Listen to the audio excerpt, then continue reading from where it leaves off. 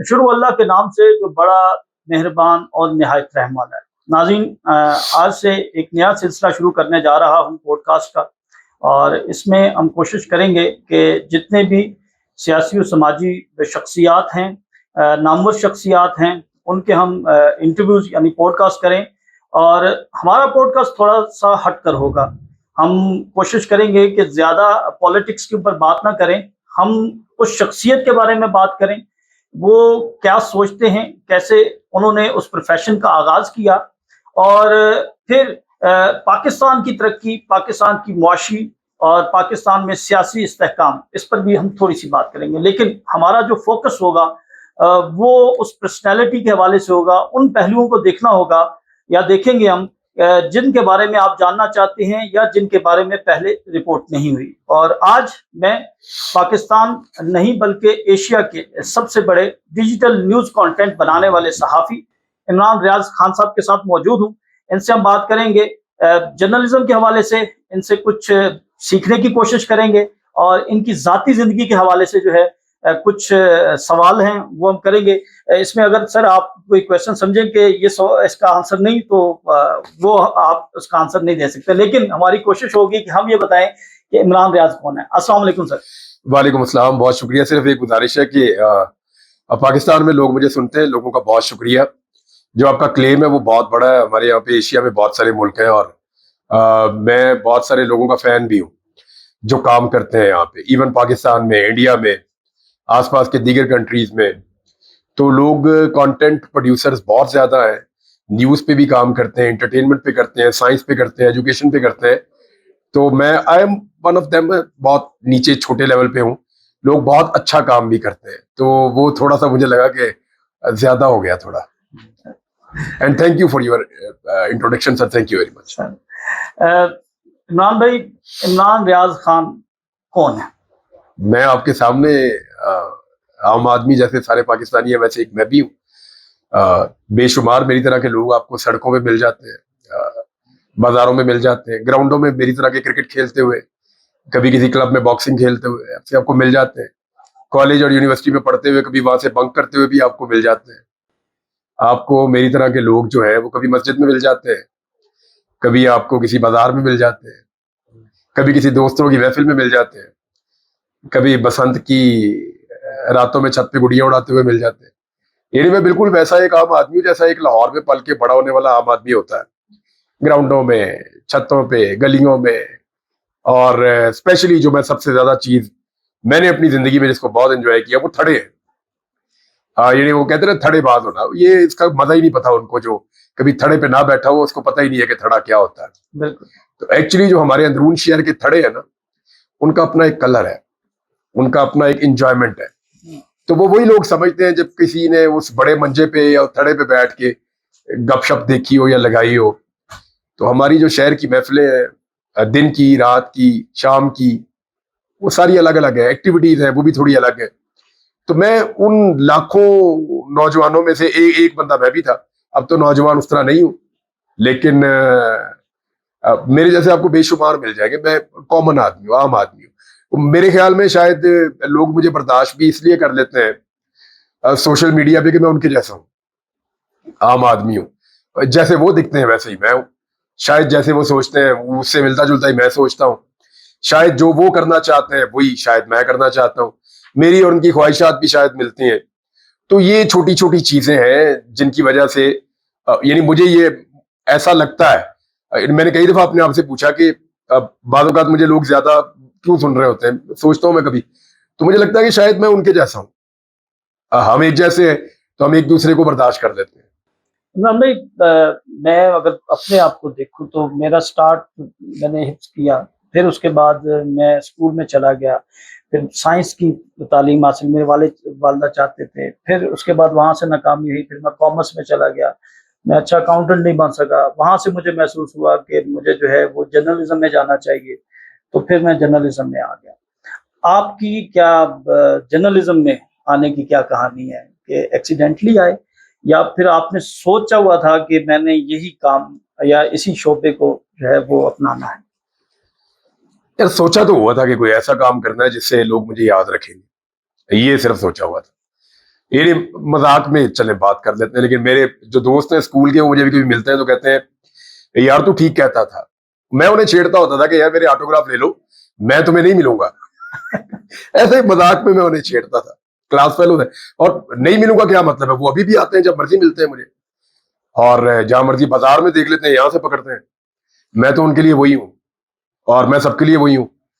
तो वो यानी मुझे शुरू में से ये था मेरे अंदर कि मैं कुछ ऐसा अलग करूंगा या ऐसी कोशिश करूंगा या इतनी जोर लगाऊंगा कि मैं अपने आप को थोड़ा सा प्रूव करने की कोशिश करूंगा।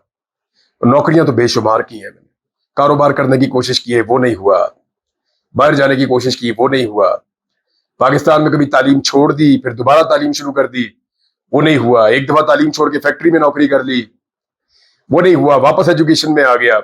एक मेहरबान मिल गए, उन्होंने मुझे अपने पास नौकरी दे दी। उन्होंने कहा जी ठीक है नौकरी तू मेरे पास कर, लेकिन मुझे समझ आ गई है कि तू पढ़ने वाला आदमी है। मैं उनके बाद डॉन अखबार पढ़ रहा था तो उन्होंने कहा ये तुझे कैसे, मैंने कहा जी मैं पढ़ लेता हूँ ये। तो आप पढ़े लिखे कितने हैं, मैंने कहा जी मैं तो ये। उन्होंने कहा जी कंटिन्यू करो, नौकरी इधर करो और एग्जाम्स की तैयारी करो। ये कौन से क्लास की बात है? ये जनाब FSC की बात की बात है। तो फिर मुझे वो एक बड़े मोहसन मिल गए मेरे, अकमल भाई उनका नाम है। तो उन्होंने मेरी बड़ी मदद की और मेरी फैमिली ने भी बड़ा मुझे सपोर्ट किया हमेशा।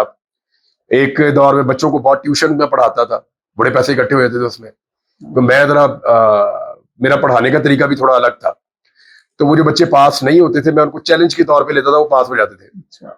तो मैं डील बुक करता था उनके वालिदैन से, ये आपका बच्चा पास हो जाएगा, आपको 4 महीने का टाइम है, ये अगर मैट्रिक में फंसा हुआ है या कहीं और फंसा हुआ है मैं इसको निकालूंगा। तो उसके लिए पूरा एक पैकेज मैं बुक करता था। तो बच्चों को घर में जाके पढ़ाता था, 2-2 4-4 एक जगह पे इकट्ठे भी कर देता था। तो उसमें भी मैंने यानी काफी काम किया एक दौर में। फिर मैं एक मल्टीनेशनल कंपनी है उधर काम कर रहा था। तो वो 9 to 5 वाला था, बल्कि 9 to 5 भी नहीं था, वो आप समझे 10 to 2 वाला था। बस मैं जाता था और आ जाता था, और पैसे भी बहुत अच्छे मिलते थे, गाड़ी भी मिल जाती थी, ऑफिस भी बहुत बड़ा था। और मैं था भी अकेला वहां पे, कंपनी नहीं थी यहाँ पे, वो पाकिस्तान से बाहर थे सारे, मैं अकेला यहाँ पे था, 2-4 मुलाजिम थे, तो मेरी मौजें लगी हुई थी। तो उसमें फिर मुझे ऐसा लगा कि ये तो जिंदगी ऐसे ही खत्म हो जाएगी। सुबह उठ गए, नहा के कपड़े चेंज किए और बैठे, ऑफिस चले गए, वहां थोड़ी देर बैठे, दोस्तों को बुलाया, गपशप लगाई, वहां से निकले, घर आ गए। तो मुझे तो कोई पहचानेगा ही नहीं। मैं आया और आके मैंने एक नौकरी की और शादी की, बच्चे किए, और फिर मैं चला गया। मेरी तो पहचान ही कोई नहीं है। तो मेरे होने से या ना होने से फर्क पड़ना चाहिए, ये एक्चुअली जो मेरे दिमाग में जो एक वाहिद जुमला था वो ये था कि मेरे होने से या मेरे नहीं होने से फर्क पड़ना चाहिए। मैं हूं तो मेरे लोग ये कहें कि यार वो है, मैं नहीं हूं तो लोग कहें यार उसको होना चाहिए था, या वो होता तो। लेकिन है तो सिर्फ अल्लाह ताला की जात है ना, वही इंसान को इस काबिल करती है कि वो इम्पैक्ट क्रिएट कर सकता है। ये सारा कुछ with the blessing of your God, Allah Taala की मेहरबानी से होता है। इंसान खुद कर नहीं सकता, लेकिन आप ख्वाहिश तो कर सकते हैं ना। तो मेरी ये ख्वाहिश थी कि मेरे होने से नहीं होने से फर्क पड़ना चाहिए। तो उस चक्कर में मैं सोचता था मैं क्या बनूं, पुलिस वाला बनने का सोचा। FIA के एग्जाम मैंने दे दिए एक दफा, सब इंस्पेक्टर के, वो मेरी बात बन रही थी, फिर मैंने उसको क्विट कर दिया। मैंने कहा मैं ये नहीं, मैंने सोचा कि मुझे ये नहीं करना। पुलिस में जाने लगा, फिर मैंने सोचा कि मुझे ये भी नहीं करना। फिर मुझे जर्नलिज्म का आइडिया हुआ 2004 में, जब इराक की और बाकी सारी दुनिया की जंग लग गई थी, सद्दाम हुसैन को जब मारा था, तो तब मैंने टेलीविजन को ज्यादा देखा, तो मुझे समझ आई कि मुझे जर्नलिज्म करनी है। फिर मैं लगा रहा इसके पीछे, करता रहा काम, बड़ी कोशिशें मैंने की, तमाम चैनल्स को मैं अप्लाई करता रहा, न्यूज चैनल्स को, अखबारात को, सबको मैं कहता रहा कि मुझे नौकरी दे दें। तब थोड़े होते थे, नौकरी देते ही कोई नहीं था। तो करते करते करते करते एक चैनल लॉन्च हुआ, उसमें मैंने अप्लाई किया, उन्होंने मुझे तजर्बाती बुनियादों पर नौकरी पर रख लिया। तो वो एक्सप्रेस न्यूज था, वहां से मेरा आगाज हुआ ट्रेनी रिपोर्टर के तौर पे। और मेरे दोस्त मुझे बुरा भला कह रहे थे कि अच्छी खासी नौकरी, इतनी बड़ी तनख्वाह, ये सारा कुछ छोड़ के जनाब आप आ गए यहाँ पे। और ये यानी मैं जब आया था तो मैं 4 गुना कम तनख्वाह पे आया था मीडिया में। तो मुझे कह रहे थे कि ये तो बेवकूफी है, लेकिन अल्लाह रब्बुल इज्जत बड़ा मेहरबान है, उसने इसी में मेरे लिए रास्ता खोला और मुझे इस काम में आसानी पैदा की उसने। इमरान भाई, आप रिपोर्टर बन गए, एक्सप्रेस में आपने अपनी जॉब का आगाज कर दिया, ट्रेनिंग रिपोर्टर थे आप। वहां से आपका सफर शुरू होता है और हम ये सफर अपनी आंखों से भी देखते हैं। एक वक्त था कि नून लीग के आप बहुत ज्यादा करीब समझे जाते थे और ये कहा जाता था कि शहबाज शरीफ जो हैं वो आपको बहुत ज्यादा पसंद करते हैं। ये दूरियां कैसे पैदा हुई और शहबाज शरीफ को आप कैसा एडमिनिस्ट्रेटर देखते हैं? ओवरऑल नवाज शरीफ और शहबाज शरीफ में क्या फर्क देखते हैं? देखिए, जब ये नए नए आए थे ना बाहर से, तो ये थोड़े डिफरेंट थे। ये सीख कर आए थे कुछ एटिकेट्स, इन्हें समझ आ गई थी कि दुनिया में काम कैसे होता है। तो आने के बाद शुरू में इन्होंने कोशिश की कि चीजों को वैसे चलाएं जैसे दुनिया में चलती है। तो हम क्योंकि परवेज मुशर्रफ की मार खाए हुए थे, हमें लगा डेमोक्रेसी आई है पाकिस्तान में, तो उस वक्त इन्होंने शुरू में काम भी बेहतर किया था। जो कुछ मामलात में उनमें ये बेहतरी लेकर आए, लेकिन फिर हमने वक्त के साथ साथ देखा ये अपनी पुरानी रविश पे आ गए।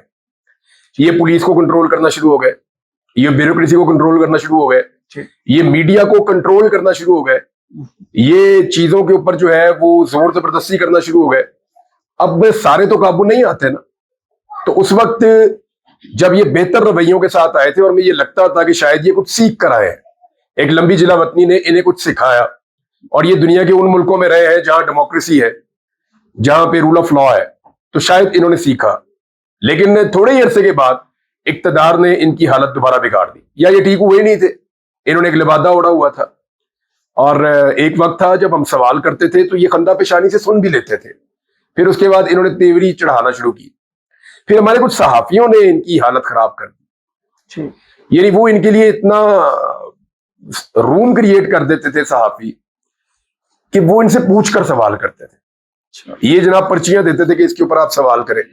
अब जो पर्ची नहीं लेगा उससे फिर ये गुस्से होते हैं, उसको ये पसंद नहीं करते, फिर उसको ये इंटरव्यू भी नहीं देते। तो जैसे जैसे ये अपने आप को बदलते गए, तो जो लोग डेमोक्रेसी में मानते हैं, आज आप देखें ना कि इनके तो हामिद मीर साहब को ये अंक का तारा बनाते थे, कई और सहाफी हैं जो इनको बहुत पसंद होते थे, आज वो सारे इन पे तनकीद करते हैं।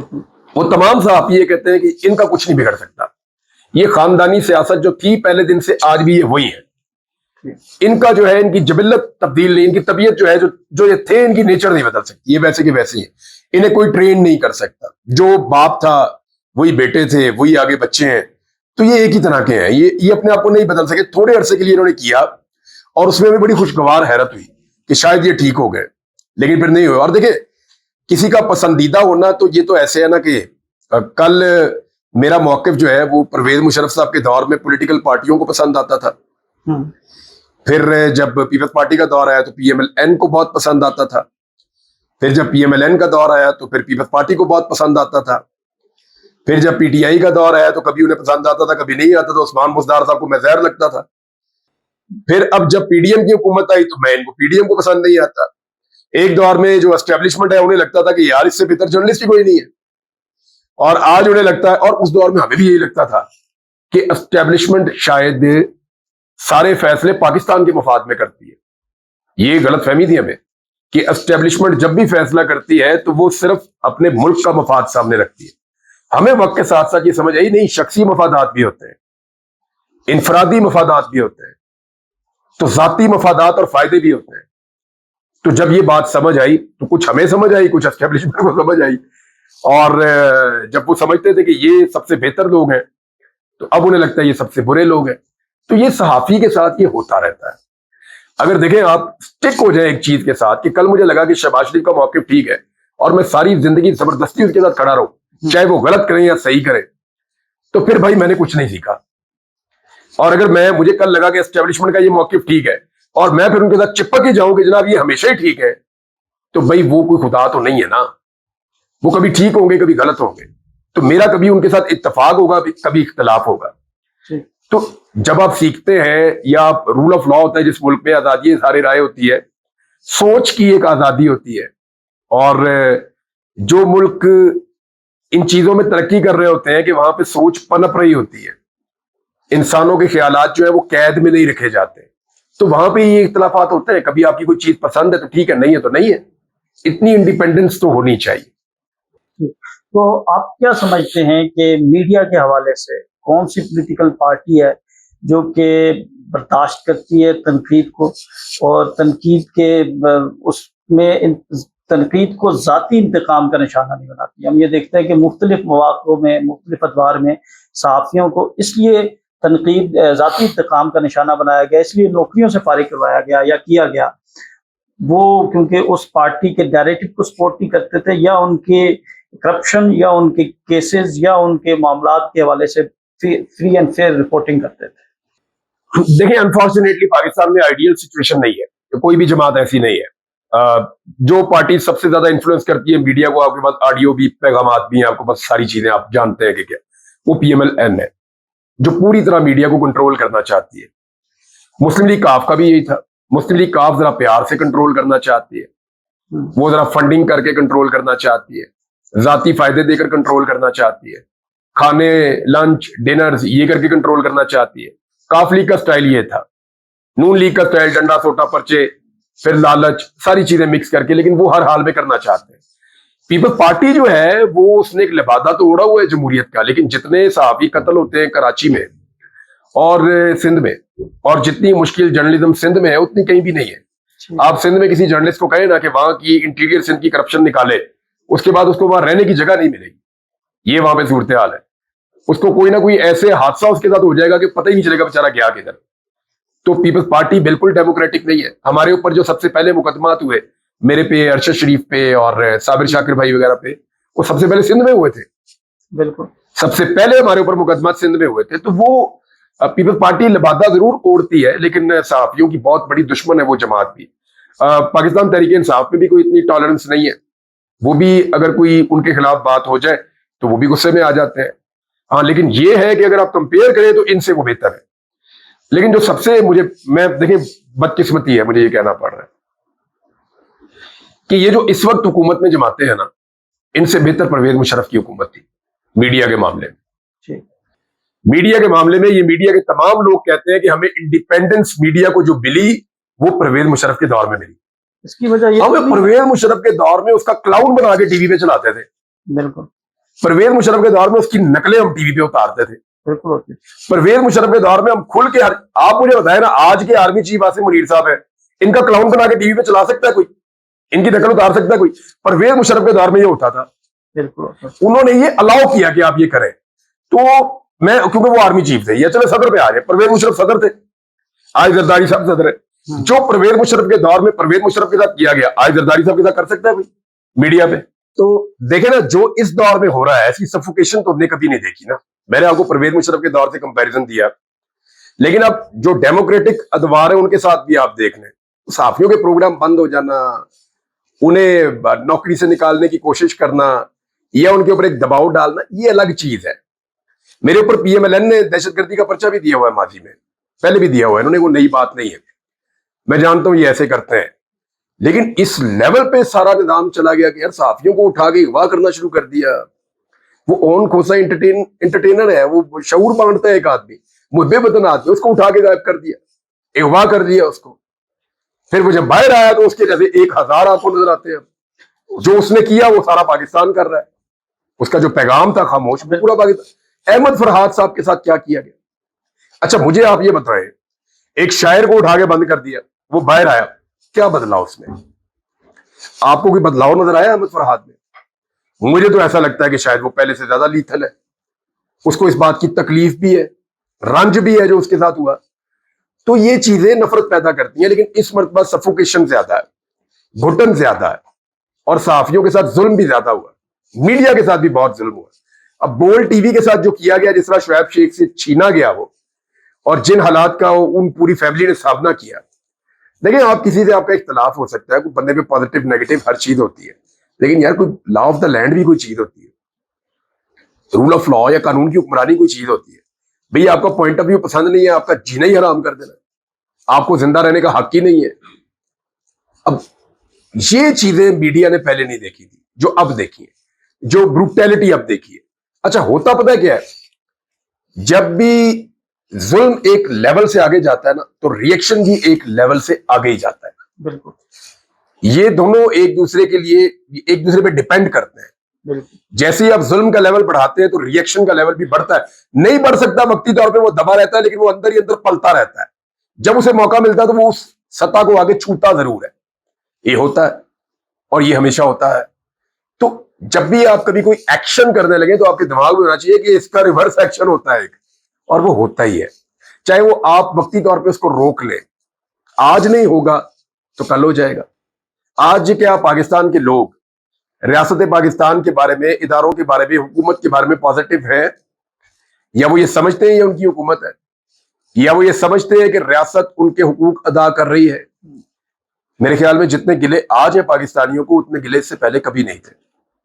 शुएब शेख की आपने बात की, कितने वो मुहिब्बे वतन थे, क्योंकि हमने जब भी उनकी कुछ स्पीचेस सुनी हैं उसके अंदर जो विजन की बात करते थे, पाकिस्तान की बात करते थे, टेक्नोलॉजी की बात करते थे, आईटी की बात करते थे, आप उनको ज़ाती हैसियत में कैसे देखते हैं? और फिर उनके साथ एक चीज़ ये भी नत्थी की जाती थी कि ये शायद इस्टेब्लिशमेंट की स्पोर्ट से ये चैनल आया, और बड़ा अच्छा मार्केट के अंदर सहाफ़ियों की जो लाइफ़स्टाइल था वो भी तब्दील हुआ। इन दोनों एस्पेक्ट्स को कैसे देख रहे हैं? देखिए, क्या इन्वेस्टमेंट regime सारी चेंज उनकी सारी regime चेंज का जो है वो असर शुएब शेख पर भी हुआ? शुएब शेख, क्योंकि टारगेट तो हमेशा यही होता है ना कि मुहिब्बे वतन पाकिस्तानी, पाकिस्तान है तो सब कुछ है। देखिए, ऐसे मुहिब्बे लोगों वतनी को की ये सुना कोई जाता तारीफ है। नहीं है कि आप एक खास सिमत में सोचते हैं तो आप मुहिब्बे वतन है। हम्म, भाई, बलूचिस्तान का एक आदमी जो अपने हक के लिए आवाज उठा रहा है, मारंग बलोच भी उतनी ही मुहिब्बे वतन है जितना मंजूर पश्तीन है। इमरान रियाज भी उतना ही मुहिब्बे वतन है जितना आसिम मुनीर है। यार, हम सारे एक जैसे मुहिब्बे वतन है। पता नहीं वक्त आने में कौन कितनी कुर्बानी दे दे। जेल में बैठा हुआ इमरान खान भी उतना ही मुहिब्बे वतन है जितना कोई और लीडर मुहिब्बे वतन हो सकता है। ये आप इसके ऊपर कोई आपके पास पैरामीटर नहीं है जिसपे आप चेक कर देंगे कि ये गद्दार, ये आप कैसे फतवा लगा सकते हैं? भाई, गद्दार तो उसे कहते हैं कौम के राज ले जाके बेच दे। हमारे पास तो राज है ही नहीं, हमने कहा ले जाके बेचने हैं? हम कहां गद्दारी कर सकते हैं? भाई, हम इस मुल्क से प्यार करते हैं, हमारा तरीका अपना अलग है। हम इस मुल्क से प्यार करते हैं, हम इसको किसी और तरह का देखना चाहते हैं, आप किसी और तरह का देखना चाहते हैं। हमें लगता है ये मुल्क इस तरीके से ठीक होगा, आपको लगता है इस तरीके से ठीक होगा। अब हमारा तरीकाकार में इख्तलाफ हो सकता है, तो आप हमें अब ये तो ना कहें कि हम गद्दार हैं या बागी हैं या हम कोई मुहिब्बे वतन नहीं है। तो ये चीज गलत है। शुएब शेख के साथ ये देखे ना, मैं अपना जाती एक्सपीरियंस एक बता देता हूं आपको। मुझे ना नबील साहब थे शुएब साहब के साथ, उन्होंने मुझे एक दिन कॉल किया, मैं उनको कभी मिला ही नहीं था। उन्होंने कहा जी शुएब शेख साहब चाहते हैं कि आपकी उनसे मुलाकात हो जाए। मैंने तब उस मुलाकात के बाद चैनल ज्वाइन नहीं किया था। मैंने कहा था जी अगर कभी मौका मिला तो करूंगा, लेकिन मेरी प्रायोरिटी आपका चैनल नहीं है। उन्होंने कहा जी इससे फर्क ही नहीं पड़ता, आप सिर्फ मिलने आए। मैं शुएब शेख साहब को मिलने गया उनके घर, वहां कराची में उनका घर है। मुझे ये लोग होटल से ले गए उनके घर पे। इशा के बाद, तरावियों के बाद का टाइम था, ये रमजानुल मुबारक था। तरावियों के बाद का टाइम था, मैं उनको मिला, मैं उनके साथ बैठा बात करने के लिए। तो चैनल की बात उन्होंने की होगी मेरे ख्याल में कोई 10 मिनट, और उन्होंने कहा होगा, मतलब उन्होंने कहा कि इमरान साहब अगर आप हमारी टीम को ज्वाइन करें तो हमें बड़ी खुशी होगी। हमारी ये ख्वाहिश बहुत पुरानी है और आज भी है कि आप हमारी टीम को ज्वाइन कर लें, हमारे चैनल पे आ जाएं। हमारे लिए ऑनर भी होगा और हम खुश भी होंगे और आपको भी अच्छा लगेगा। यहाँ पे आपको हम फ्री हैंड देंगे, आप अपना काम करें, अपनी मर्जी से करें। बहुत सारी चीजें नॉर्मली लोग कहते हैं, ज्यादातर चैनल ऐसी दावा करते हैं, वो रवायती बातें, एक दो बातें उनकी ज्यादा बेहतर थी, तो वो मैंने सुन ली उनकी। अब ये एक्सप्रेस वाले सुल्तान लखानी साहब के पास जाए तो वो कोई क्लेम ही नहीं करते आपको, वो आपको जॉब देते हैं, वो कुछ नहीं कहते कि तुम्हें ये आजादी है वो आजादी है, लेकिन जितनी आजादी एक्सप्रेस न्यूज में है वो कहीं भी नहीं है। मुझे आज तक एक्सप्रेस न्यूज ने यह भी नहीं कहा कि इसको मेहमान ले लो और इसको ना लो, या ये मेहमान लिया तो क्यों लिया। उनको इससे कोई सरोकार नहीं। वो ये कहते हैं कि आप परफॉर्म कर रहे हैं, आपका प्रोग्राम लोग देख रहे हैं, इट्स गुड, हाँ, लेकिन कुछ चीजें जो आईन में, कानून में मना है, उनमें आप ना जाएं। अब आप अपने ऊपर खुद ही बहुत सारे चेक लगा लें तो एक अलग चीज है, लेकिन मुझे कम से कम इन्होंने दबाव में नहीं लिया। अच्छा, शुएब शेख साहब ने 10-15 मिनट इधर उधर की चैनल के बारे में बात की, उसके बाद मेरे अपने सोशल मीडिया में बात की, फिर ये मुझे ले गए एक और कमरे में, वहां सामने पूरा एक प्रेजेंटेशन का निजाम बना हुआ था इनके घर में।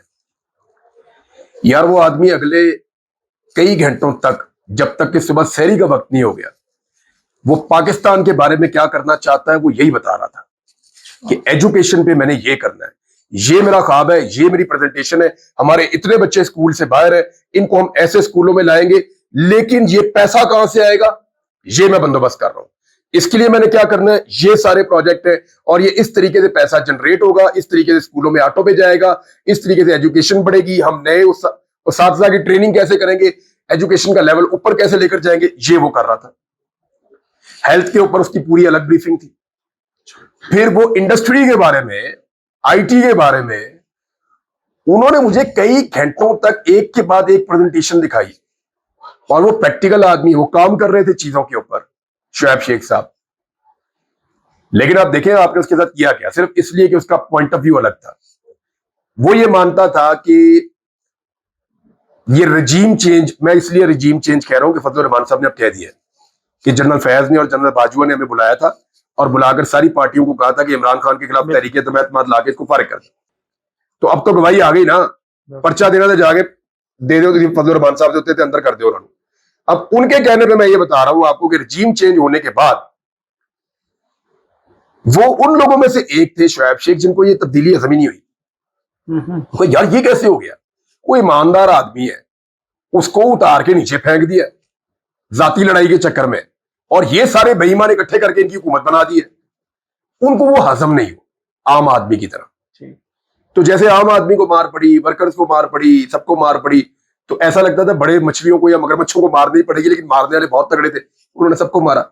शुएब शेख साहब के साथ बड़ी ज्यादती हुई है। कभी जब मीडिया की तारीख लिखी जाएगी तो ये चैप्टर एक अलग चैप्टर होगा, और इसके हकायक जब वो खुद बताएंगे ना वक्त आने पे, तो आपके रोंगटे खड़े हो जाएंगे उस आदमी के साथ जो हुआ।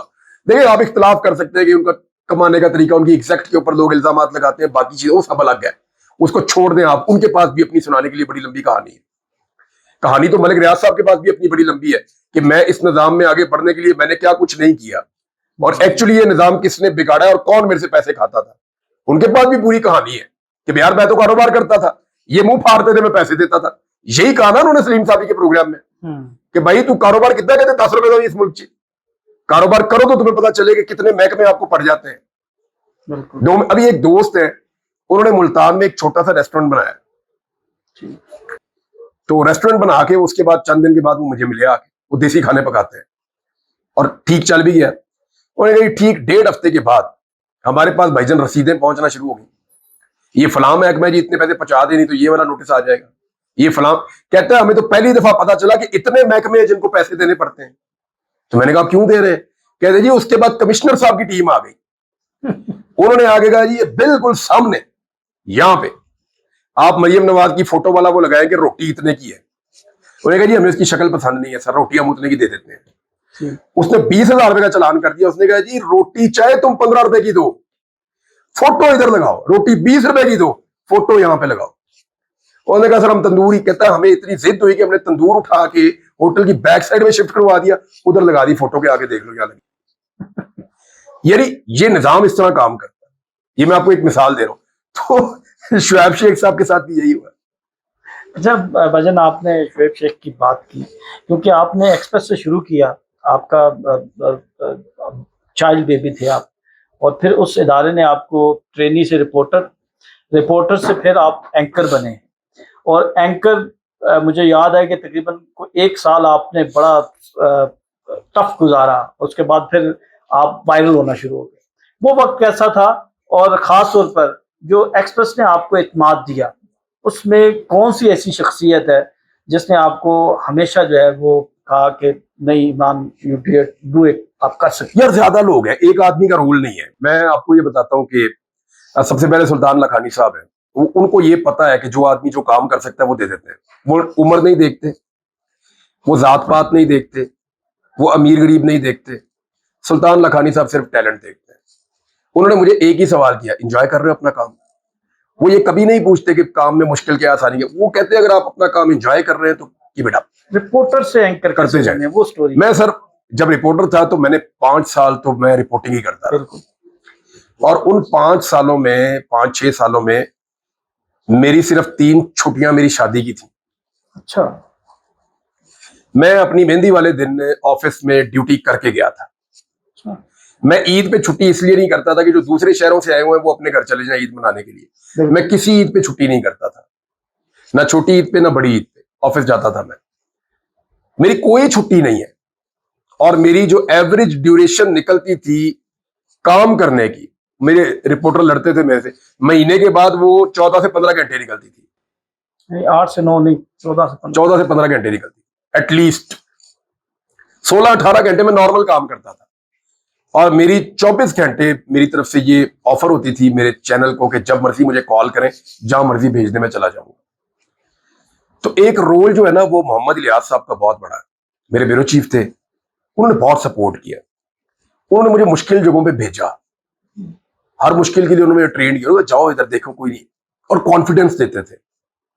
यानी ऐसा बहुत दफा हुआ कि मेरे ऊपर लोग शिकायतें लेकर आ गए ऑफिस के अंदर कि भाई इसने हमारे खिलाफ ये खबर क्यों लगाई है। बाहर बंदे एक दफा पहुंच गए, पुलिस वाले शिकायत लगाते थे हमारे खिलाफ खबर क्यों दे रहा है। और लोग हैं, दबाव आता था, सियासी दबाव आता था। उन्होंने हमेशा दबाव अपने ऊपर अब्जॉर्व किया, उन्होंने उस बोझ को उठाया और मुझे कहा कि आप इंडिपेंडेंट होकर अपना काम करें, उससे आपको कॉन्फिडेंस मिलता है। तो ये उनका बहुत बड़ा कैरेक्टर है। फिर एक हमारे फैसल सयानी साहब होते थे कराची के, वो एक प्रोग्राम कुछ बंद हुआ, कोई प्रॉब्लम हो गया, तो उन्होंने वहां पे मुझे ट्राई कर दिया बुला के। उन्होंने कहा ये कर सकता है, उन्होंने कहा यू कैन डू इट, आप कर सकते हैं। तो वो जो मॉग प्रोग्राम होते थे, आप शौकत साहब को जानते हैं जो एक जर्नलिस्ट है लाहौर में, हमारे तरह थोड़े से हेल्दी हैं। तो शौकत भाई के साथ बैठ के मैं मॉक प्रोग्राम करता था सिटी गवर्नमेंट की भी। हाँ, प्रैक्टिस में वहां पे करता था उनके साथ। और फैसल सयानी साहब थे, फिर एक हमारे अंजुम साहब है जो कामरान शाहिद के प्रोड्यूसर है। ठीक, अंजुम भाई। तो अंजुम साहब जो है ना, अंजुम फारूक साहब, इन्होंने मेरा पहला प्रोग्राम रिकॉर्ड करवाया था। मेरा फर्स्ट प्रोग्राम जो है, जो मॉक प्रोग्राम था, वो इन्होंने रिकॉर्ड करवाया था। अबू बकर साहब और अंजुम साहब, इन दोनों ने रिकॉर्ड करवाया था। अबू बकर साहब ने मुझे सारा कंटेंट बताया था कि कैसे करना है। अंजुम साहब ने पीछे से जो कैमरे हैंडल करवाए थे, वो जो पीसीआर होता है। तो इन दो लोगों ने, इनका भी एक रोल है, मैं भूल नहीं सकता कभी भी। आज की फिर एक राना नवीद साहब का बड़ा रोल है। हाँ जी, आज की पॉडकास्ट में भी अबू बकर साहब का बहुत बड़ा रोल। देखें, मुझे भी उन्होंने स्टार्ट करवाया, आज आपको भी उन्होंने स्टार्ट करवाया, बहुत मुबारक हो आपको। अब मेरा पहला प्रोग्राम जो है ना, उसमें अबू बकर साहब और अंजुम साहब, ये दोनों लोग थे। फिर एक जो है वो राना नवीद साहब थे। राना नवीद साहब आए जनाब, और बड़े थके हुए थे, बड़े लंबे टूर से आए थे। तो वो काम करते थे मुनीर जहांगीर साहबा के साथ, उनका वो प्रोजेक्ट खत्म हो रहा था। तो उनकी ख्वाहिश थी कि वो मेरे साथ काम करें और मेरी ख्वाहिश थी कि मैं उनके साथ काम करूं। तो ये आग का और पानी का एक अजीब किस्म का मिलाप था। मैं बहुत जज्बाती था, बहुत तेज था, जल्दी जल्दी सारी चीजें करना चाहता था। वो बहुत कूल एंड काम थे, चीजों को सोच के धीमे अंदाज में करने वाले थे, और बड़े ही नफीस आदमी थे। तो मेरे साथ रह के उनकी थोड़ी रफ्तार बढ़ी है, और उनके साथ रह के मैं थोड़ा कंट्रोल हुआ। तो वो जैसे घोड़े को लगाम डालते हैं ना, ऐसे राणा साहब मेरे साथ आए। और आपको हैरत होगी, हमने नया प्रोग्राम शुरू किया तकरार के नाम से। यानी ये प्रोग्राम पहले कहीं होता था, फिर हमें मिल गया, हमने शुरू किया इसको। तो नादिया नकी साहिबा करती थी, बहुत अच्छी जर्नलिस्ट है। हमें मजहर अब्बास साहब का बहुत बड़ा रोल है। मजहर अब्बास साहब मेरे उस्ताद हैं, मेरे टीचर हैं, उन्होंने मुझे बहुत सिखाया। मैं हमेशा उनका मोहतरफ और शुक्रगुजार रहूंगा, उनका बहुत बड़ा किरदार है। तो टांगे खींचने वाले भी बहुत थे लेकिन वो बहुत थे, दवा करें। तो मजहर अब्बास साहब ने भी मुझे बड़ा सपोर्ट किया, फैसल सयानी साहब ने शुरू में किया, और फिर बस चल पड़ी गाड़ी। राणा साहब के साथ फिर मैंने जब तक प्रोग्राम किया उन्हीं के साथ किया, फिर मैंने उनके बगैर प्रोग्राम किया ही नहीं। अभी भी अगर मैं कभी दोबारा किसी स्क्रीन पे आता हूं, तो राणा साहब का और मेरा एग्रीमेंट है लाइफ टाइम, वो जहां भी होंगे वो फिर मेरे पास आ जाएंगे, हम फिर इकट्ठे काम शुरू करेंगे। दोबारा आपका है कि मुझे एक बात याद आ गई, मैं वो करके निकला प्रोग्राम ना, तो पहला प्रोग्राम, तो दरवाजे पे मुझे अभी भी मुझे याद है, अबू बकर साहब मुझे मिले। अब मेरी आंखों में ना सवाल थे बहुत सारे, क्योंकि ये लोग रोजाना करवाते थे, मैं पहली दफा कर रहा था। तो मैं इनको देख रहा था, तो इन्होंने कहा हो गया। वो जो एक कॉन्फिडेंस था ना बॉडी लैंग्वेज में, मुझे उस दिन लगा मैं कर लूंगा। और ये कोई देखे, मेरी नजर में रिपोर्टिंग बहुत मुश्किल है। जो फील्ड रिपोर्टिंग है जिसको मैं करता हुआ आ रहा था, वो बहुत मुश्किल थी। वहां देखे, मैं बम धमाकों में मैं जख्मी हुआ, गोलियां लगते लगते मैं कई दफा बचा हूं, अस्पताल पहुंच गया हूं मैं जख्मी होकर बार बार। बड़ी अजीब मैंने सूरत में रिपोर्टिंग की है। जहां कोई भी रिपोर्टर नहीं जाता था ना, बाद औक़ात मना करते थे हम नहीं जा रहे, मैं वहां चला जाता था और कई दफा मैं पंगों में फंसा बहुत बुरी तरह। तो वो रिपोर्टिंग बहुत मुश्किल थी, स्पेशली जैसी रिपोर्टिंग मैंने की। और मुझे लगा कि स्टूडियो में बैठ के प्रोग्राम करना बहुत आसान है, बहुत आसान है। इमरान भाई, अब क्या मुस्तकबिल में इलेक्ट्रॉनिक मीडिया को ज्वाइन करने का इरादा है या फिर कोई नौकरी दे दे? मेरा ना वो टीवी चैनल्स वाले कहते हैं कि हम चाहते हैं कि आप हमारे टीवी पे आए और काम करें। तो मैं भी कहता हूँ जी, मैं भी चाहता हूँ यही कि मैं अपना काम करूंगा, देखें सैलरी मिलेगी, कुछ चीजें स्टेबलाइज होंगी, मैं काम करूंगा, मेरा पॉइंट ऑफ व्यू शायद एक और प्लेटफॉर्म से ज्यादा लोगों तक पहुंचेगा। अभी तो मेरा मकसद यह है कि मेरी बात ज्यादा लोगों तक पहुंचे, जो बात मैं कहना चाहता हूँ। अब मेरे पास सोशल मीडिया है, अभी आपसे बात कर रहा हूँ, कल किसी और से बात करूंगा। अगर कोई इलेक्ट्रॉनिक मीडिया में मुझे रख लेता है तो उसकी बड़ी मेहरबानी। वो रखना चाहते हैं लेकिन एनओसी चाहिए। अब एनओसी मैं तो नहीं ला सकता, तो ना मेरा कोई इरादा है एनओसी मांगने का। तो जिसने नौकरी देनी है वो दे ले। मेरी तो आप ये देख लेना कि बाकी सारे लोग जितने भी युवा हुए उन सबने प्रोग्राम किए। बिल्कुल, जितने लोग जेलों से बाहर निकल रहे हैं सब टीवी चैनल्स पे प्रोग्राम कर रहे हैं ना। Why not me? मैं हैरान होता हूं कि कोई एक एंकर भी मुझे दावत नहीं देता अपने प्रोग्राम में कि आओ बैठो बात करो। क्यों? यानी मैं बहुत गैर जिम्मेदार आदमी तो नहीं हूं, मैं यही काम करता रहूं सारी जिंदगी। मुझे कोई टीवी चैनल, कोई एंकर अपने प्रोग्राम में बुला नहीं सकता। ये ऐसी पॉलिसी है इस मुल्क में इस वक्त। आप ये कर रहे हैं पॉडकास्ट, आप हौसला करके इसको चला देंगे, और भी कुछ लोग कर लेते हैं, वो भी चला देते हैं। लेकिन जो इलेक्ट्रॉनिक मीडिया, उसके दरवाजे तो मेरे लिए ऐसे बंद किए हैं, शायद किसी ने जिद में बंद किए हैं कि ये टीवी पे नजर ना आए। तो ऐसे ही हो रहा है। पहली मोटरसाइकिल से आपने अपने सफर का आगाज किया। जब पहली गाड़ी ली उस वक्त क्या जज्बात थे? पहली गाड़ी जो है ना, पैसे जमा किए हुए थे मैंने और थोड़े थोड़े करके, तो एक पुरानी गाड़ी ली थी प्लाट्स, वो भी हमारे पास है। वो मेरे एक अंकल है, उन्होंने ज्यादा पैसे डाले थे उसमें, मैंने कम डाले थे, तो उनके पास होते थे पैसे थोड़े, उन्होंने डाल, वो फिर वो उधर ही खड़ी है।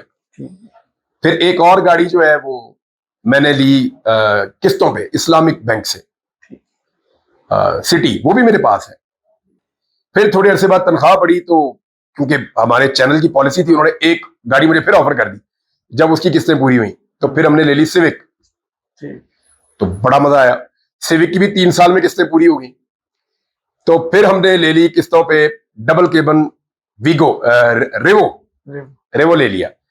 ये भी किस्तों पे लिया, 2 साल की किस्तों पे। तो चैनल वाले उसका एक हिस्सा डालते थे, बाकी मैं डालता था। ये भी पूरा हो गया।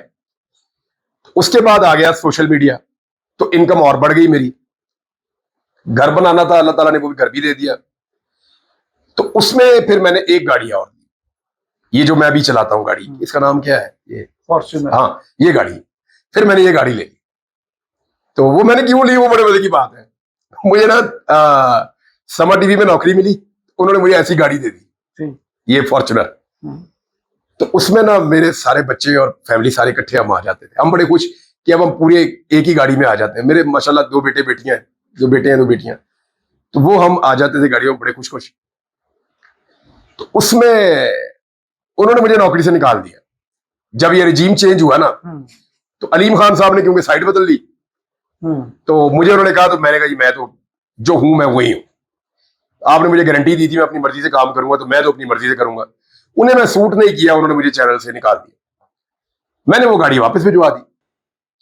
अब जब दोबारा वापस गए अपनी गाड़ी में, तो वो उसमें फिर हम पूरे नहीं आ रहे थे।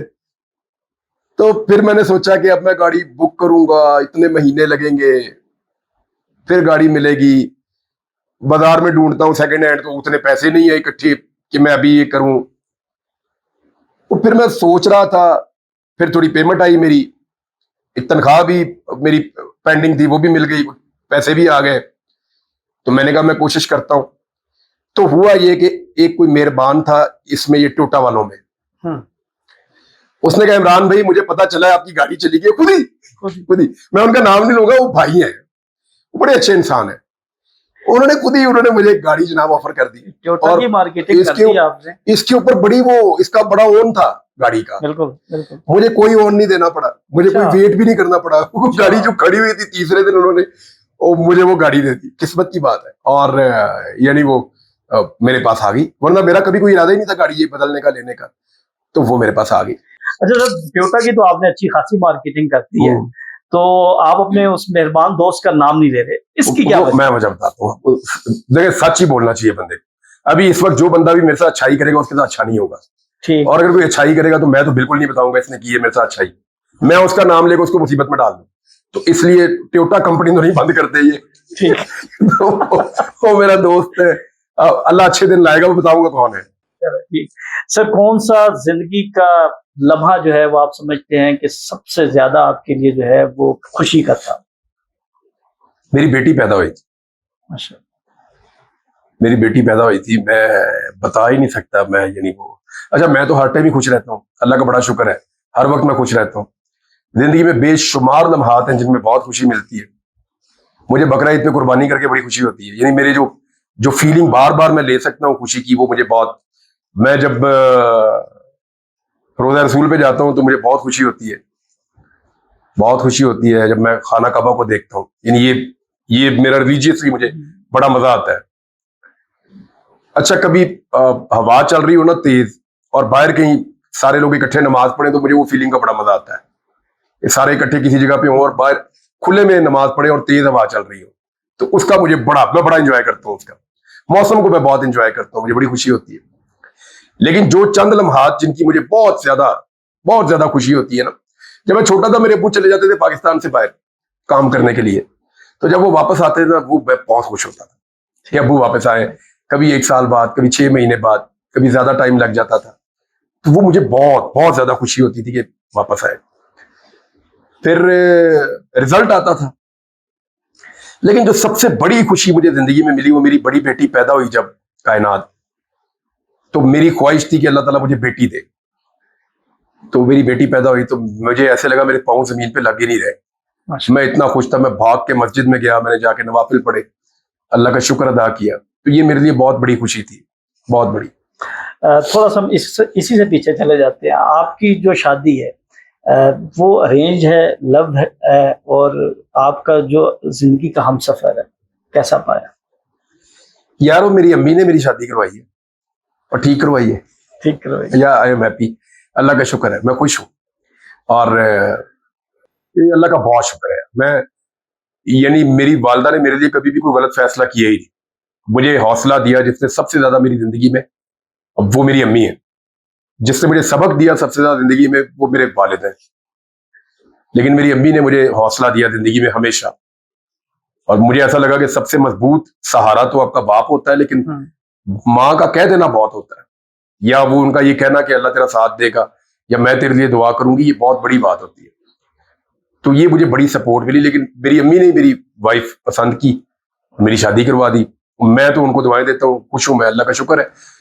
और अल्लाह का लाख लाख शुक्र है जी। मैं बेशुमार लोगों की जब मैं हालात देखता हूँ तो मैं बड़ा शुक्र करता हूँ अल्लाह का कि बड़ी मेहरबानी है। मैंने कोई अच्छे हालात दिए भी नहीं अपनी फैमिली को। यानी जो मैंने तकालीफ दी है पिछले 2-2.5 साल में, मैंने सूली पे टांगा हुआ था पूरी फैमिली को। अभी तक यही सूरत हाल है। उन्हें नहीं पता होता कि आज इसके साथ क्या होगा या कल इसके। 9 दफा तो मैं अरेस्ट हुआ हूँ, बिल्कुल। 1 दफा मैं गायब भी हो गया हूँ। हर तरह की चीज हमारे साथ हुई है, कारोबार हमारे तबाह हो गए। मैंने तो अपने घर वालों को बहुत तकलीफ दी है, लेकिन मैं आई एम ब्लेस्ड कि मुझे आज तक इतना सा भी किसी ने तीवरी चढ़ा के एक जुमला नहीं बोला कि तेरी वजह से ये हुआ। शायद उन्हें लगता है कि जो ये कर रहा है ये नहीं करेगा तो फिर वो इसके लिए शायद मसला हो जाएगा, या पता नहीं उन्हें क्या लगता है या वो क्या सोचते हैं। और अगर कुछ सोचते हैं तो वो कहते हैं कि उन्हें मुझे मैं उनको फेस ही नहीं कर सकता इस मामले में। मुझे कभी कहते ही नहीं है कि तेरी वजह से ये हो रहा है। मैं खुद एक बहुत बड़ी अपने आप को प्रॉब्लम समझता हूँ अपनी फैमिली के लिए। जो कुछ उन्होंने बेयर किया मेरी वजह से, जो तकालीफ उन्होंने मेरे घर पे कभी पुलिस नहीं आई थी। ये 70 पुलिस वाले अंदर घुसते हैं, जाके बदतमीजी करते हैं, चोरी करके ले जाते हैं, मेरे बच्चों का सामान तक उठा के ले गए। तो वो बार बार हुआ है ये। मेरे वालिद साहब पे जिंदगी में ये पर्चा एक मेरी वजह से हुआ है। मेरे गुस्से में उन्होंने मेरे वालिद साहब पे पर्चा दे दिया, उनको तकलीफ दी है। तो ये मेरी वजह से हुआ है। मैं बाद का आंखें नहीं मिला पा रहा होता कि यार मैं कैसे, मेरी वजह से, लेकिन उन्होंने मुझे कभी भी कोई किसी ने शिकवा नहीं किया इस बारे में। ऐसा ही कोई लम्हा जैसे आप जब भी आप सोचते हो तो बड़े गमगीन हो जाते हो कि आपको लगता हो कि ये नहीं होना चाहिए था, ये एक पार्ट जो है वो आपके लिए बड़ा मुश्किल। एक आदमी मेरे पास आया, उसने मुझे कहा कि हम 2 लड़कियां लाए, उनके साथ वीडियो बना दें और फिर तुझे हम घर भेज देंगे। मुझे बहुत तकलीफ हुई, बहुत तकलीफ हुई, ये नहीं मैं भूल सकता। मैंने नहीं किया वो, लेकिन मुझे बहुत तकलीफ हुई। अब इसकी डिटेल में ना जाए। इमरान भाई, आपने बड़ा मुश्किल वक्त देखा है, उसके बाद आप दोबारा जो है वो जिस तरह आपने प्रैक्टिस की, हम थोड़ा सा उसके ऊपर बात करना चाहते हैं कि जब मैं आपसे मिला था तो मेरी आंखों में आंसू आ गए थे जब आप बोले थे कि आपका जो वो जितने आप कमज़ोर थे और आपसे बोला नहीं जा रहा था। उसके बाद फिर आपने अपने आप को कैसे दोबारा अपने पूरी ताकत को इकट्ठा करके एक पॉइंट पर कैसे लाए? अल्लाह ताला ने किया, मैं कैसे कर सकता था। मैं अपने घर में था तो लोग आते थे मिलने के लिए। मैं बड़ी मुश्किल से अपने आप को थोड़ा बच्चों के साथ, फैमिली के साथ एंगेज करके मैं 0 से 20 तक, 30 तक जाता था। वो कोई लोग आते थे, मुझे दोबारा वो उस स्टेट ऑफ माइंड में ले जाते थे, वो बातें पुरानी पूछते थे और मैं वापस 0 पे पहुंच जाता था। मेरे साथ ये लगातार 1 महीना होता रहा। फिर मैंने और मेरी फैमिली ने बैठ के, वहां पे एक मीटिंग हुई हमारे घर में, उसमें डिसाइड किया कि इसको लाहौर से निकाल दो। मुझे फिर चकवाल में जहां जमीन है वहां भेज दिया और मुझे ये कहा कि तू उसको जाके डेवलप कर ले। ये ड्यूटी मेरी ये लगा दी कि तू उसको जाके डेवलप कर ले, वहां चला जा, तूने अब वहीं पे रहना है। मैं गया, मैं वहां पे वो पानी का निजाम चलाना शुरू कर दिया, फसलें लगाना शुरू कर दी, पौधे लगाना शुरू कर दिए, बाग लगाना शुरू कर दिया। जो जो मुझे समझ आ रही थी मैं करता गया, उल्ट पटांग किस्म की चीजें। घोड़े मुझे मिल गए, मैं घोड़े चलाता रहता था। वहां मैंने टाइम गुजारा। तो मैं ना, वो जो जिस चीज ने ज्यादा सपोर्ट दी वो कुरान पाक की तलावत है। जितनी आप कुरान पाक की तलावत करते हैं आपकी जुबान उतनी बेहतर होती है। मैंने तो ये महसूस किया। अगर किसी बच्चे को जुबान में प्रॉब्लम है तो आप उसको किरत के साथ कुरान पाक पढ़ाना शुरू कर दें। मेरा ये मानना है कि वो बेहतर होना शुरू हो जाएगा। मुझे था इशू कि मैं जब बोलता था तो मैं अपनी बात पूरी तरह से कन्वे नहीं कर पाता था। आप लोग क्योंकि सुनते थे तो आप लोगों को ज्यादा आइडिया है। फिर मल्टीपल इश्यूज थे, मुझे फिस्ट पड़ते थे, दौरे पड़ जाते थे। मैं घर में होता था तो मुझे कभी दौरे पड़ जाते थे, कभी वो प्रॉब्लम हो जाती थी। मुझे घर वाले अकेले भी नहीं छोड़ते थे। तो बहुत अजीब चीजें हैं। कभी अभी तारिक मतीन साहब ने बता भी दिया है, यानी मेरे साथ ये भी होता था कि मैं उठ के रात को दीवार की तरफ मुंह करके खड़ा हो जाता था। मैं खड़ा ही रहता था तो मुझे घर वाले पकड़ के वापस ला कि भाई तू घर में सो जा, लेट जाओ। तो कई दफा मेरे हाथ ऊपर हो जाते थे ऑटोमेटिक, तो जैसे किसी ने मुझे बांध दिया। तो वो मैं अजीब अजीब चीजें होती थी मेरे साथ। दौरा पड़ जाता था कभी, बहुत अजीब। ये शुरू में जब मैं आया था, वक्त के साथ साथ फिर बंदा, और सबसे इससे ज्यादा जो मेहरबानी है वो अल्लाह ताला की होती है। यार मैं कोई लोहे का बना हुआ आदमी तो नहीं हूं, या मेरी कोई मिलिट्री ट्रेनिंग तो नहीं है, और मैं आम सहाफी था। यार मेरे हाथ देखो, लिखने वाले हाथ है, वो लड़ने वाले तो है नहीं है। मैं कोई वो जंगजू तो नहीं हूं ना, या कोई गोरिल्ला फाइटर तो नहीं हूं कि मुझे आदत हो इन चीजों की। आम आदमी था यार, जर्नलिस्ट टाइप का आदमी हूं मैं। मेरी कैपेसिटी भी उतनी है, तो मेरी कैपेसिटी से जब बाहर चीजें जाएंगी तो मैं कोलैप्स हो जाऊंगा ना। तो वो मेरे साथ हुआ, लेकिन अल्लाह बड़ा मेहरबान है, वो है सबसे ताकतवर। वो मेरा अल्लाह, ये कुछ चीजों पे तो बड़ा मेरा ईमान पक्का हो। एक सारी दुनिया मिलके आपको जलील करना चाहे ना, एक अल्लाह ना चाहे तो दुनिया नहीं कर सकती। और सारी दुनिया मिलके आपको इज्जत देना चाहे और एक मेरा अल्लाह ना चाहे ना, तो वो आपको इज्जत भी नहीं दे सकती। सब मिलके आपको मारना चाहे ना और एक मेरा अल्लाह ना चाहे तो वो आपको नहीं मार सकते। सब मिलकर आपको तोड़ना चाहे, आपका हौसला तोड़ना चाहे, आपसे गलत काम करवाना चाहे और मेरा अल्लाह ना चाहे तो वो नहीं करवा सकते। तो ये रब की मशीयत के साथ, उसकी मर्जी के साथ, ये तो भाई मैं सीख के आया। मैं वो इतना मजबूत आदमी नहीं, पीछे मुड़ के देखता हूं तो भाई मैं 2 डंडों की मार हूं। मुझे आप बंद करें तो मैं, मेरी औकात ही कोई नहीं है। लेकिन मेरा रब है, वो बहुत बड़ा है, वो दिखाता है कि अगर तुम टूट जाते हो तो मैं हूं ना यहाँ पे, और हर वक्त हूं, शारक से करीब। तो मैं ये उसको पहचानने का इससे बेहतर जरिया कोई नहीं है कि आप उसको मुश्किल में पहचानें। इमरान भाई, जब आप 142 दिन आप लापता रहे, अब मैं इसको अब क्या कहूँ, क्योंकि ये तो आपकी ज़िंदगी के वो 142 दिन हैं जो कि बड़े ही कर्बनाक तरीन आपके लिए थे, आपकी फैमिली के लिए थे। आपकी वालदा, हमने ना उन्हें कभी जो है वो अदालत में देखा, ना हमने कभी उन्हें इस तरह देखा, क्योंकि वालिदा जो है उसके लिए बच्चा वो बड़ा कर्बनाक होता है, दर्दनाक होता है। तो वो क्या करती रही हैं 142 दिन? जब आप वापस आए तो क्या मनाजिर थे वालदा के साथ जो मुलाकात थी आपकी? या कुछ चीजें आप एक्सप्लेन कर सकते हैं, कोई नहीं कर सकते, नहीं कर सकते ना कुछ चीजें आप एक्सप्लेन। तो मैं आपको यानी सीरियसली बताऊं तो मैं इस पे बात ही नहीं करना चाहता। मेरी माँ बहुत अजीम खातून है, उनमें बड़ा सब्र है। हम उनके जैसे बन जाए बस, अल्लाह करे इतना सब्र और इतनी हिम्मत हमारे अंदर भी हो जितनी मेरी अम्मी में है। तो मैंने उनको बहुत तंग किया है। सीरियसली ये है कि मैंने अपनी अम्मी को, अपने अब्बू को बहुत तंग किया। जो टाइम है मेरा उनको खुश रखने का, मैं उन्हें खुश नहीं रख पा रहा, और मैं वो कर रहा हूं जो मुझे ठीक लगता है, जो उन्होंने मुझे सिखाया। अम्मी अब्बू ने यही सिखाया मुझे, जो उन्होंने मुझे सिखाया मैं वही कर रहा हूँ। कई लोग ये सोचते हैं कि शायद ये इसमें इन कैमरों में, यूट्यूब में, सोशल मीडिया में इसमें कुछ पैसा मिलता है, शायद बहुत ज्यादा। मैंने तो 1 साल काम भी नहीं किया, कितनी मार खाई, 1 साल काम किया ही नहीं, कंप्रोमाइज कर लेता मैं।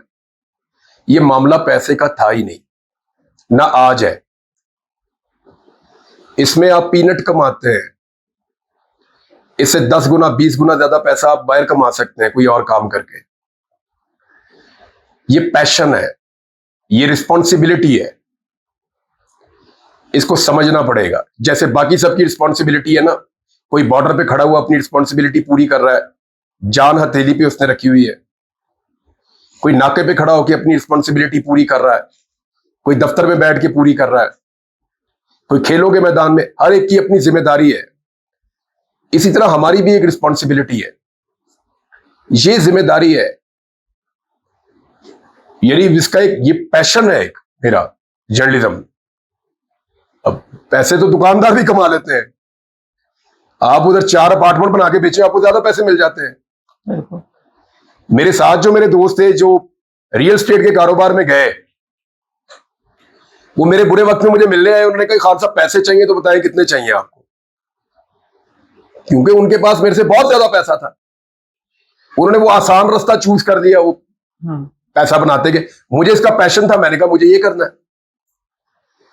तो लोगों की गलतफहमी है, हर चीज की एक प्राइस होती है और वो आपको पे करनी पड़ती है। अच्छा इमरान भाई, इस सारे पॉडकास्ट में हम एक पार्ट जो है वो थोड़ा सा मिस कर गए हैं कि आप वो अभी पूछ ले, पीछे लगा लीजिएगा। चला जी। आपने रिपोर्टिंग की और बड़ी खतरनाक जगहों पर हमने आपको रिपोर्टिंग करते भी देखा। जब आप एंकर बने तो उस वक्त भी हमने बड़े ऐसे अहम मकामात पर, ऐसे खतरनाक मकामात पर, सियाचिन, कारगिल, फिर कच्चे के डाकू आजकल बड़े जो हैं वो उनका आजकल मार्केट में इन है। यूट्यूब चैनल भी आया हुआ उनका, शायद यूट्यूब चैनल भी आया हुआ है। तो आपने भी कच्चे का ऑपरेशन किया, तो वहां पर आपकी कोई इनसे मुलाकात हुई? इनके मुतालबात क्या हैं, ये क्या कहते क्या हैं?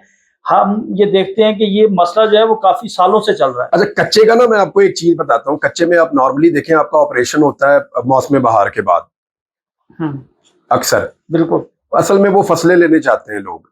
कौन लोग हैं जो फसलें लेते हैं? होता ये है कि कच्चे के इलाके में जमीन बड़ी फर्टाइल होती है। जब वहां से पानी गुजरता है, उसके बाद जब पानी कम होता है सर्दियों में, अक्टूबर में, नवंबर में, तो वो जमीन बड़ी फर्टाइल लैंड नीचे से निकलती है। दोबारा पानी आता है जाके जून में, तो ये टाइम होता है गंदम की फसल का। तो वहां बीज डालते हैं और बेहतरीन गंदम पैदा होती है। यानी वो लोग बताते हैं 50 से 60 मन तक फी एकड़ गंदम वहां पे पैदा हो जाती है, और कोई मेहनत भी नहीं करनी पड़ती। अब जब वो फसल पैदा हो जाती है तो वहां जंग लग जाती है और ऑपरेशन शुरू हो जाता है। उस फसल की लड़ाई होती है। अब वो बेशुमार हजारों एकड़ की वो जगह है, तो वहां से वो फसल के ऊपर लड़ते हैं। अब सरकार अपना हिस्सा निकालना चाहती है, सरकारी अफसर अपना निकालना चाहते हैं, वडेरे अपना निकालना चाहते हैं, जो वहां के जिम्मेदार है वो अपना निकालना चाहते हैं, जिनको आप कच्चे का डाकू कहते हैं वो ये कहते हैं जी फसलें हमारी है, हमने यहाँ से लेनी है। तो वो हर दफा ऑपरेशन नॉर्मली इन्हीं दिनों में होता है। मैं नहीं कह रहा कि वो डाकू नहीं है, डाकू मौजूद है और डाकू है भी। कच्चे का ये है ना कि वो फसलों के चक्कर में मैं आपको बता रहा था कि वो लड़ाई सारी वही है, और एक हिस्सा उसका ये है। दूसरा देखें, वो बंदे युवा करते हैं कच्चे में। मैं जिन डाकुओं से मिला वो युवा करते थे। अच्छा, मैं जिन डाकुओं से मिला उनके सर के ऊपर इनामात थे। कच्चे के डाकू थे। और 2013 में मैं डाकुओं से मिला हूँ, बोरो नाम था एक का और एक का पता नहीं क्या नाम था, उनके दोनों के सर पे 10-10 लाख रुपए इनाम था उस वक्त। ठीक। और दोनों जो है वो सरेआम फिर रहे थे, और मैंने अपने कैमरे से फिल्माया कि वो जिस डाकू के ऊपर 10 लाख इनाम था, वो जो डीएसपी और एसपी के पास गाड़ी नहीं होती, वो आरकेआर जीप जो होती है, वो मोटरसाइकिल पे उस गाड़ी के पास गया, उस गाड़ी से उसने असला खरीदा और असला खरीद के वापस कच्चे में चला गया। वो डाकू जिसके सर के ऊपर इनाम है वो सिंध पुलिस के पास जाता है, उनसे असला खरीदता है, और मैं उनसे पूछ रहा था, मैंने कहा गोलियां कहां से मिलती हैं, ये क्लाशनकोव, ये हथियार, ये G3, ये वेपन तो यार ये आम आदमी को नहीं मिलते। हम शहरों में रहने वाले हैं, हम पूरा पाकिस्तान घूमते हैं, इतने आराम से मिलते नहीं, तुम कच्चे के बीच में बैठ गए। पुलिस दे जाती है जो चीज हम चाहते हैं। मैंने कहा जी कैसे? कहते जी बाद औकात हम उनको पेमेंट करते हैं, बाद औकात हम उनका काम करते हैं। मैंने कहा काम क्या होता है? हिस्सा होता है अगवा के अंदर पुलिस का और इंतजामिया का और लोगों का। ये सारा मिली भगत के साथ होता है, वडेरे इसके अंदर मुलव्वस है। क्यों नहीं खत्म होते? कच्चे का कोई इतना बड़ा इलाका है, कोई इतनी बड़ी साइंस है ये यार, इतनी देर में पूरा मुल्क फतह हो जाता है। हर साल ऑपरेशन होता है, कुछ भी नहीं होता। तो एक्चुअली ये ऑपरेशन होता ही नहीं, ये सिर्फ मफादात की एक लड़ाई होती है। उनको जो लोग पाल रहे हैं वो उनको प्रोटेक्ट भी कर रहे हैं। यही कच्चे के डाकू आप कच्चे में ऑपरेशन करें, वहां से निकल के कराची जाके शहरों में रहना शुरू कर देंगे, ये उधर से जाएंगे किसी और शहर में जाके रहना शुरू कर देंगे। आपको यार कभी आप सोचते थे कच्चे का एक डाकू जो है, जिसको आप डाकू कह रहे हैं, पता नहीं वो है भी या नहीं, शायद लोग, वो भाई अपना यूट्यूब चैनल चला रहा है। बिल्कुल, ना सिर्फ चला रहा है, उसके पास बेहतरीन फैसिलिटी है, HD किस्म की उसकी वीडियो आती है, और लोग उसको अच्छा वो धमकी भी लगाता है कि मुझे सब्सक्राइब करो। बल्कि उसने ताने दिए हैं लोगों को। मुझे कोई क्लिप भेजा किसी ने, वो ताने दे रहा था कि अगर आपके पास बैलेंस नहीं है तो मुझे बताओ, मैं आपका जो है वो आपको बैलेंस दिलवा देता हूँ, आपके मोबाइल में आपका पैकेज करवा देता हूँ, मुझे सब्सक्राइब करें आप और मेरी वीडियो आप देखें। भजन यहाँ पर तो चलें, जो भी एक जिद थी या जो भी मामला थे, इससे जो पाकिस्तान को नुकसान हुआ अभी तक, जो खास तौर पर जो नौजवान पढ़ा लिखा तबका जो पाकिस्तान से जा रहा है, पाकिस्तान को छोड़ रहा है, बिजनेसमैन भी जो हैं वो बाहर शिफ्ट हो रहे हैं। अब अगर फर्ज करें इमरान खान वापस आ जाते हैं, तो क्या वो लोग पाकिस्तान वापस आ जाएंगे या पाकिस्तान दोबारा उस पटरी पर चढ़ पाएगा? देखिए वी कांट से एनीथिंग, देखिए हम कुछ कह नहीं सकते अभी, हालात कितने खराब हैं। ये आपको खबरें निकालनी पड़ती हैं, हुकूमत आप तक गलत इंफॉर्मेशन भी पहुंचाती है, और अदाद-ओ-शुमार पे भी आप ट्रस्ट नहीं कर सकते। अगर कोई ये समझता है कि इमरान खान आते ही हालात ठीक हो जाते हैं, तो ये नहीं होना। जितनी मुझे इकोनॉमी की समझ है और जो मैंने पढ़ा है और जो देखा है, या जो इकोनॉमिस्ट हैं जिनसे हम बात करते हैं, वो तो कह रहे हैं जी अब नहीं होना, आपको ये बोझ उठाना पड़ेगा।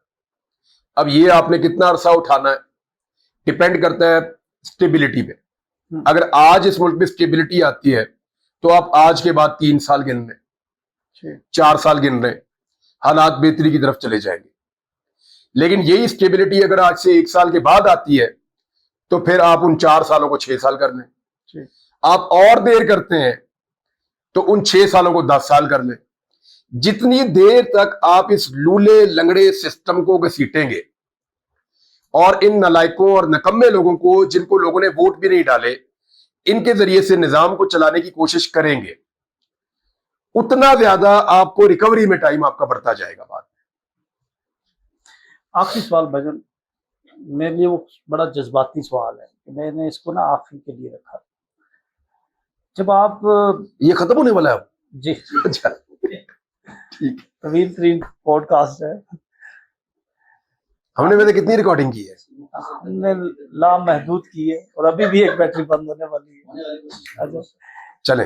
अच्छा भजन, मेरा एक सवाल आखिर में ये है कि आप उम्रा करने जा रहे थे, आपके ऊपर बड़े मुकदमात हुए, आपको गायब भी रखा गया, सारा कुछ हुआ, लेकिन जब आप उम्रा करने जा रहे थे तो उस वक्त जो आपको रोका गया, हज के लिए जब आप जा रहे थे, तो वो मनाजिर जो हैं या वो कैफियत हमारे लिए भी बड़ी जो थी, हम तो वो मनाजिर देखे हमने अपनी आंखों से। आप उसके हवाले से क्या आप समझते हैं कि इस लेवल तक हुकूमत चली जाएगी या इदारे चले जाएंगे?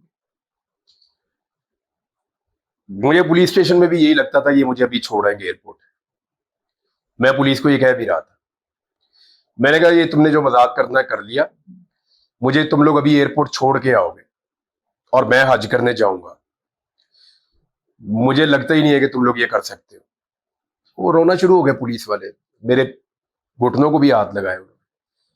हमारा कसूर नहीं है, हमें मजबूर किया गया है, हम इसके लिए जिम्मेदार नहीं है, आप हमें माफ कर दें। मुझे लगता था कि ये सिस्टम काफी ज्यादा जंग आलूद है, खराब है। Now I can expect anything. ये मुझे कोई अगर राह चलते मार दे तो मैं ये एक्सपेक्ट अब कर सकता हूं, तो वो छोटी चीज है। ये नहीं मुझे कोई नुकसान पहुंचा दे, किसी को भी कोई राह चलते मार दे इस मुल्क के अंदर, कोई भी बड़ी से बड़ी चीज मेरी नजर में वो छोटी चीज है। सारे मुसलमान ही रहते हैं ना इस मुल्क में, जितने हुक्मरान हैं वो सारे इस बात के लिए, या स्टैब्लिशमेंट के लोग हैं वो सारे ये बात दावे से कहते हैं ना कि हम बड़े पक्के मुसलमान हैं। ये बहुत मुश्किल था करना जो इन्होंने किया है। और मैं उम्रा करके वापस आ गया पाकिस्तान में। पहले बिल्कुल। उससे पहले मैंने, जब से ये पाकिस्तान में रजीम चेंज हुआ, मैं 3 दफा बाहर गया हूं, तीनों दफा वापस आया। 4 दफा रजीम चेंज के दौरान भी मैं बाहर गया था, वापस आ गया। तो भाई मैं क्यों जाऊंगा ये मुल्क छोड़ के? जिन्होंने जाना, जिनकी मजबूरी है, वो बेचारे चले गए, जिनके लिए जमीन तंग हुई। मैं बाहर ज्यादा तंग हो जाता हूं, यानी मुझे यहां पे आप जेल में रख लें तो मेरा गुजारा हो जाता है, बाहर आप मुझे आजाद भी छोड़ें तो मेरा नहीं होता है गुजारा। मैं यहां इस मुल्क में कंफर्टेबल रहता हूं। मुझे लगता है कि मैं यहां पे इसका ओनर हूं, मेरी मलकियत है, मैं अपनी जगह पे हूं, मैंने ग्रिप किया हुआ है, कब्जा मेरे पास है पाकिस्तान, ऐसा मुझे फील आता है। मेरा मुल्क है ना, मेरी ऑनरशिप है, ये मिट्टी मुझे ओन करती है, तो ये मेरा है, मुझे ये लगता है। मुश्किल हो या आसानी हो तो मुझे लगता है मेरा। लेकिन जब बाहर में होता हूं तो मैं जितना मर्जी आजाद हूं तो मुझे एक बेचैनी रहती है कि वापस जाना है, वापस जाना है, वापस जाना है, वापस जाना है। ये घंटी बजती ही रहती है। आपने देखा होगा मैं जब भी गया हूं 2-3 दिन 4 दिन बस फौरन वापस आ जाता हूं, मैं नहीं रह पाता हूं। शहीद अरशद शरीफ की शहादत के बाद जब मैं गया तो मुझे बड़ा जोर लगाया घर वालों ने। मैं खबर लेने गया था, खबर की तलाश में गया था। जो इमरान खान साहब पे एक केस बन रहा था, मुझे पता चला कि वहां पे डेवलपमेंट हो रही है, तो जब वापस आ रहा था मुझे बहुत जोर लगाया मेरे फैमिली मेंबर से, रुक जाओ वहां पे। मैं रुक ही नहीं सकता, मेरा काम हो गया, मैं आ रहा हूं, फौरन वापस आ गया। तो मैंने अभी भी, इनको सबको पता है, ये एक एक बंदा इस सिस्टम के अंदर जो है वो जानता है कि ये बाहर रह ही नहीं सकता, ये दौड़ के वापस आएगा, सबको पता है। लेकिन मुझे नहीं समझ आई कि, यानी मुझे ऐसा लगा जैसे कि इसको तकलीफ दो, इसे तकलीफ दो, या ये एक लेवल रह गया, ये भी क्रॉस कर। I was not expecting this, कि मुझे जिन चीजों की ज्यादा तकलीफ है उनमें एक ये चीज है। मुझे बुरा लगा वाकई में कि यार आप मेरे से एहराम उतरवा रहे हैं कि उतार दें, आप एहराम उतारना है जी, हमें ऑर्डर है, तो व्हाट इज दिस? वही एहराम पहनूंगा, फिर हज पे जाऊंगा, और जरूर जाऊंगा, इनका बाप भी नहीं रोक सकता, ये ट्राई करके देख लें, जब तक जिंदा हूं कोशिश करता रहूंगा। इंशाल्लाह जी, हमारी भी ये दुआ है कि आप हज का फरीज़ा अदा करें। नाज़रीन, आज इमरान रियाज साहब हमारे साथ मौजूद थे। बड़ा मुश्किल पॉडकास्ट था, जितनी दफ़ा इंटरप्शन हुई। मैं कुछ कह लूं थोड़ा सा? जी बिल्कुल। एक तो आपको बहुत गुड लक, और it's a very good initiative. जो लोग मेहनत करते हैं उनका रास्ता नहीं रुक सकता शाकिर भाई। मैंने आपको जोर लगाते और मेहनत करते हुए देखा है, और आपके साथियों को भी। यानी कम लोग ऐसे हैं जर्नलिज्म में जो अपना नाम अपनी मेहनत से बनाते हैं। हमारा बैकग्राउंड कैसा भी हो, हमारी फैमिली में कोई भी जर्नलिस्ट ना हो, या कोई हमें ऐसी सपोर्ट भी ना हो, बाहर जर्नलिज्म में भी कोई हमारा जानने वाला ऐसा ना हो जो सपोर्ट करे, तो फिर रास्ता बनाना कितना मुश्किल है ये मैं जानता हूं। आपने अपना रास्ता खुद बनाया, अल्लाह ने आपकी मदद की, आपके वालिदैन ने आपके लिए दुआ की। तो जितनी आप मेहनत करते हैं, मुझे बड़ी अल्लाह से उम्मीद है कि इस सफर में भी आप कामयाब होंगे और हर वीलॉग में, हर पॉडकास्ट में आप पहले से ज्यादा इंप्रूव होंगे। हर मर्तबा आप एक सीढ़ी चढ़ेंगे। जब आप अपने 20 पॉडकास्ट कर लेंगे तो हम 21वां दोबारा करेंगे, इंशाल्लाह। और जब हम दोबारा करेंगे ना इंशाल्लाह, तो मैं उम्मीद करता हूं कि हम इससे बहुत बेहतर कर रहे होंगे इंशाल्लाह जी। और आज भी बहुत अच्छा हुआ। बहुत मेहरबानी आपकी, थैंक यू, शुक्रिया इमरान भाई, थैंक यू। हमें इजाजत दें। अल्लाह।